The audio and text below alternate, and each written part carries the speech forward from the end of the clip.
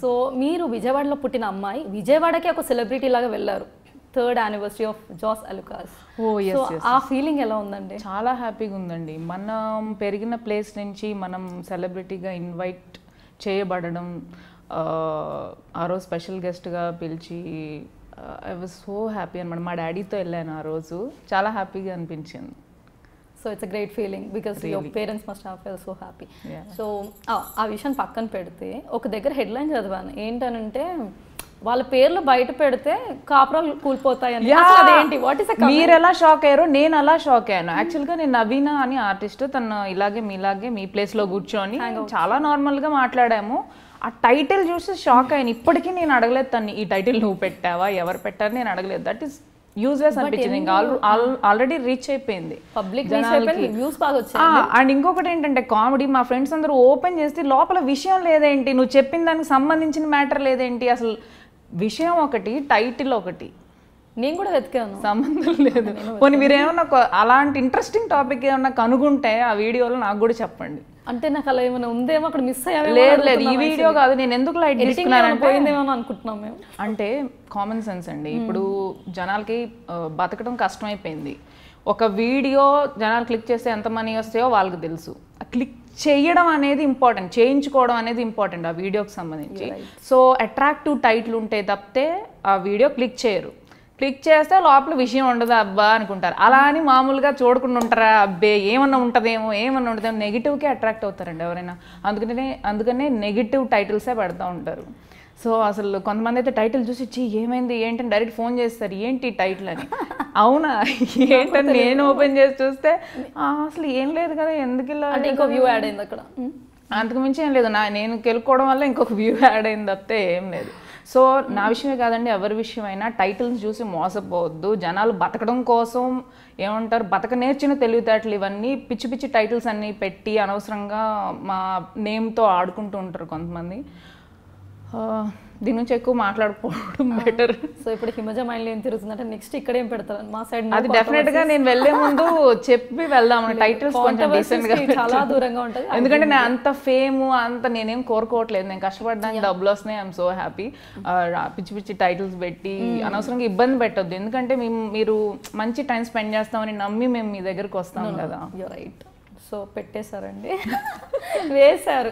So అయితే ఏంటంటే రీసెంట్గా మనం తీసుకున్నట్టు అయితే శ్రీరెడ్డి గారు కానీ, అది యూనో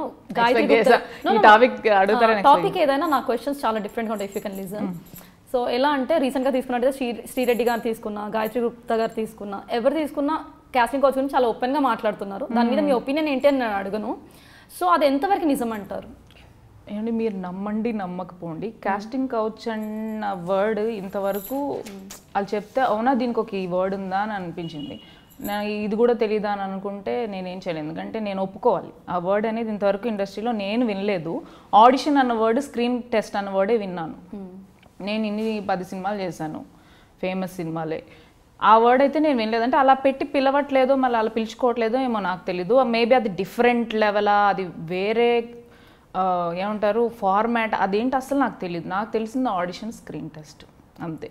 కాస్టింగ్ కౌచ్ అంటే ఒక పేరు పెట్టేసి అదే వేరే ప్రాసెస్ అని డౌట్ వస్తుంది నాకు. ఇప్పుడు కాస్టింగ్ కౌచ్ అంటే సరే, నేను ఇప్పుడు మీకు అర్థమయ్యేలా చెప్తాను. ఎలా అంటే ఇక్కడ రాగానే అందరూ కమిట్మెంట్స్ అని అడగడం కానీ, లేదంటే మిస్బిహేవ్ చేయడం అమ్మాయిలతో, లేకపోతే ఏదో ఒక ఎక్స్పెక్టేషన్స్తో డైరెక్టర్స్ కానీ ప్రొడ్యూసర్స్ కానీ ఉన్నారు, అందుకనే ఆపర్చునిటీస్ రాలేదని ఆ అమ్మాయి ఫైట్ చేస్తాం. ఇప్పుడు గాయత్రి గుప్తా గారిని తీసుకున్నట్టు అయితే తన యాంగిల్ ఒకటి అనమాట. ఏంటి అంటే just she was talking about her self, she was not commenting on others. అదే కొత్త డైరెక్టర్స్ ఇలా చేశారనింది, డైరెక్టర్స్ ఇలా చేశారు, అంతవరకు అయిపోయింది. కానీ శ్రీరెడ్డి గారు అలా కాదు, నేను జీవితాలు కూడా బయట పెడతాను, న్యాయం వచ్చే వరకు పోరాడతానని అన్ని ఛానల్స్ పట్టుకొని తిరుగుతున్నారు అనమాట.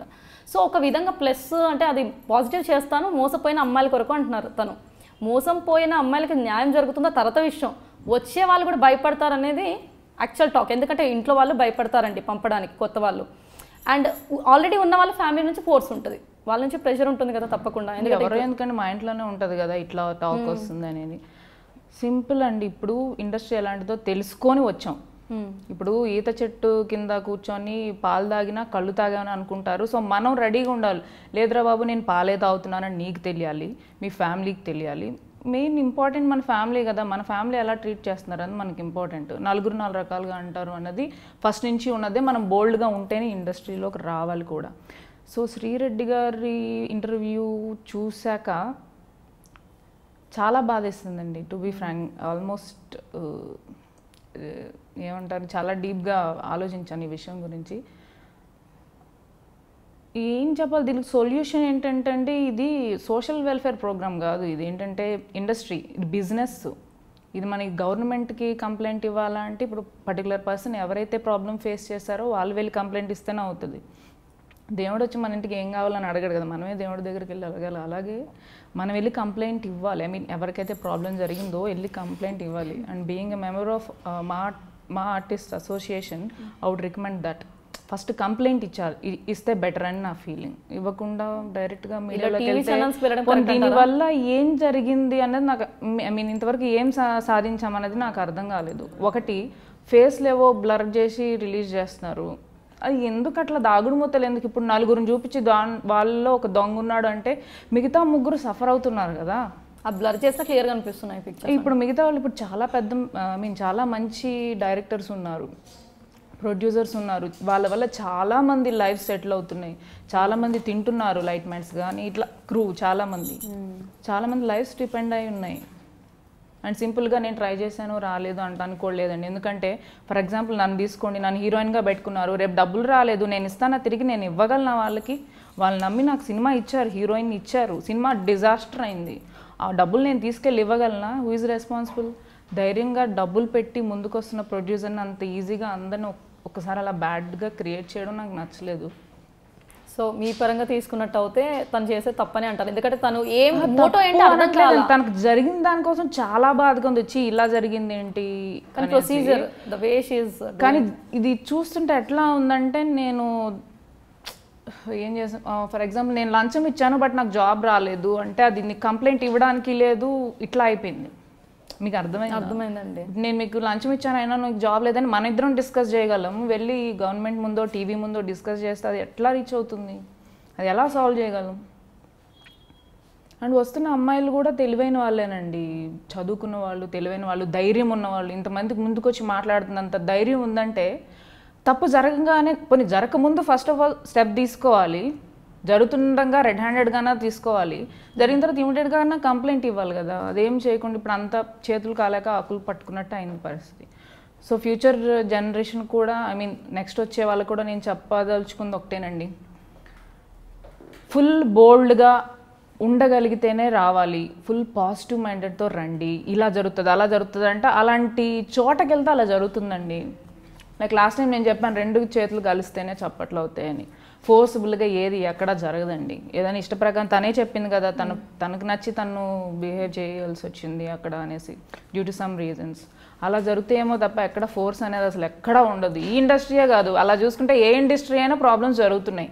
గుడి చూసుకోండి, ఒక గుడిలోనే అమ్మవారి మెడలోని ఏమంటారు ఆర్నమెంట్స్ దొంగిలించిన వీళ్ళు ఉన్నారు, ప్రీస్ట్ ఉన్నారు, పూజారులు ఉన్నారు, గుళ్ళోనే తప్పులు జరుగుతున్నాయి. ఇంకా బయట అంటారా, ఇంకా అది అంతకుమించి ఘోరం ఇంకేముంటుంది చెప్పండి. అలాంటి రోజులు ఇవి. సో బోల్డ్గా ఉండండి, పాజిటివ్గా ఉండండి, మన టాలెంట్నే మనల్ని నిలుపుతుంది, అది మాత్రం నేను నమ్ముతానండి. నేను డైరెక్ట్గా ఏదో హీరోయిన్నే అవ్వాలి, నేను హీరోయిన్గానే చేస్తాను అసలు అని అనుకుంటే నేను ఈరోజు కనీసం ఇట్లా ఉండేదాన్ని కాదు. ఫస్ట్ ఆఫ్ ఆల్ మనం ఏంటి, మన మొహం, మన ఫేస్ ఏ క్యారెక్టర్స్కి సూట్ అవుతుంది, లైక్ హోమ్లీనా, వెస్ట్రనా, సెమీ వెస్ట్రనా, ఎలాంటి రోల్స్, సెంటిమెంటా, కామెడీయా ఏంటనేది అసలు మనం తెలుసుకోవాలి. ఫస్ట్ ఆఫ్ ఆల్ క్లారిటీ మనకి ఏడిస్తే అప్పుడు స్టెప్ కరెక్ట్ తీసుకోగలుగుతాం. లేదు ఇప్పుడు ఫేస్బుక్లో కూడా చాలామంది అండి తెలిసి తెలియని వాళ్ళు, మీరు హీరోయిన్గా చేయొచ్చు కదా, హీరోయిన్గానే చేయండి, మేము ఇలాంటి క్యారెక్టర్స్ చూడలేకపోతున్నాం అంటే వాట్ ఈస్ దిస్? ఇప్పుడు అందంగా ఉన్న ప్రతి ఒక్కళ్ళు హీరోయిన్గానే చేస్తే క్యారెక్టర్ ఆర్టిస్టులు అందంగా ఉండొద్దా చెప్పండి? అందంగా ఉన్న వాళ్ళు క్యారెక్టర్ ఆర్టిస్టులుగా చేయొద్దా? ఎందుకలా నెగిటివ్? ఇది వాళ్ళకి నిజంగా హీరోయిన్గా చెయ్యాలని ఉంటే వాళ్ళు ప్రయత్నిస్తారు, ఏదో వాళ్ళ పాటలు వాళ్ళు పడతారు. మీరెందుకు అనవసరంగా హీరోయిన్గా చేయండి? ఫర్ ఎగ్జాంపుల్ మీరు సాఫ్ట్వేర్ ఎంప్లాయ్ అండి, నువ్వెందుకు ఎంప్లాయ్గా చేస్తున్నావు, నువ్వు ఎండి అవ్వు అంటే నీ ఇష్టం, అది నీ చదువు నీ ఇష్టం, నీ కెరియర్ నీ ఇష్టం. నువ్వు హ్యాపీగా ఉన్నప్పుడు నేను వచ్చి నువ్వు అజ్జే ఇజ్జే అంటే నీకు ఎలా ఉంటుంది? అలా ప్లీజ్ ఎవరిని అలాగా చెప్పొద్దండి, హీరోయిన్ అవ్వు, నువ్వు హీరో అవ్వు అంటే. వాళ్ళు కొంతమంది, అందరూ అలా ఉండరండి. నేనేంటో నాకు తెలుసు, నేను ఎంతవరకు చేయగలనో నాకు తెలుసు. సో నా లిమిట్లో నేను చేస్తూ ఉంటాను రోల్స్ కానీ ఏదైనా కానీ సో అందరూ అలా ఉండరండి, కొంచెం ఎక్కువ ఊహించేసుకుంటారు. నేను హీరోయిన్గానే చేయాలి, అబ్బా చాలా మంది చెప్తున్నారు నేను హీరోయిన్ అంటే, సో అంత నేను అందంగా ఉంటాను, సో చిన్నవి చేస్తే మళ్ళీ ఫ్యూచర్లో రావు రోల్స్, అలా రాంగ్ థాట్స్లో ఉండొద్దండి ప్లీజ్. కొంచెం కళ్ళు నేల మీద పెట్టి వెళ్తే బాగుంటుందని నా ఫీలింగ్. సో ఇందాక చాలా విషయాలు చెప్పారు మీరు శ్రీలత. సారీ మీరు ఒకటి అడిగితే మందు చాలా చెప్పారు. సో యా నేను యాక్చువల్ ఒక 5-6 క్వశ్చన్స్ ఒకటేసారి డ్రాప్ చేసుకోవాల్సి వచ్చింది. సో యా పర్లేదు, నేను స్టెప్ బై స్టెప్ అడుగుతాను. ఫస్ట్ మీరు చెప్పింది ఆ అమ్మాయి గురించి చెప్పారు. సో ఇలా కాదు, కొత్త వాళ్ళు వస్తే ఇలాంటి పాటించాలన్నారు. సో ఇప్పుడు మీరు ఇలాంటి ఇబ్బందులు ఏమైనా ఎదుర్కొన్నారా? అండ్ ఇండస్ట్రీలో నిజంగా ఇలాంటి వాళ్ళు ఎక్కువ మంది ఉన్నారంటారా? మీరు ఒకవేళ అలాంటి ప్రాబ్లం ఒకవేళ వస్తే మీరు ఇందాక చెప్పినట్టుగా బోల్డ్గా ఉండమని చెప్పారు కదా, మీరు ఎలా డీల్ చేస్తారు? కొత్త వాళ్ళు వచ్చినప్పుడు ఎలా డీల్ చేస్తే బాగుందంటారు?